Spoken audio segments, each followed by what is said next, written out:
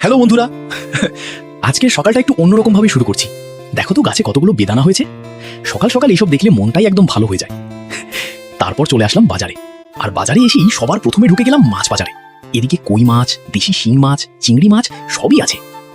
অনেক দেখে শুনে শেষমেশ নিয়ে নিলাম টাটকা চিংড়ি মাছ। এবার চলে আসলাম মাটন নিতে। এখানে একদম দেশি খাসির মাংস পাওয়া যায়, আর দাদা খুব সুন্দর করে পিস করে দিচ্ছে। তারপর চলে এলাম বাড়িতে। এখন চলছে নারকেল ফাটানো, কারণ আজ হবে স্পেশাল চিংড়ি মাছের মালাইকারি। এরপর আবার একটু বেরোতে হলো বাজারে, কিছু জরুরি জিনিস নেওয়া বাকি ছিল।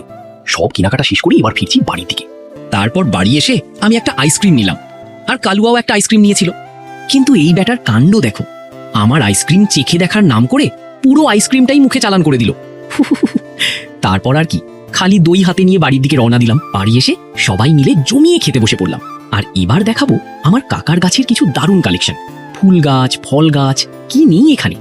দেখেছো গাছে কত সুন্দর সুন্দর ফুল ফুটেছে। আর এদিকে গাছগুলোতে জল দেওয়া হয়নি বলে সুমি একটু জল দিয়ে নিচ্ছে। তো গাছের জল দিতে দিতেই আজকের ভিডিও এখানেই শেষ করছি। টাটা, বাই বাই, ভালো থেকো সবাই।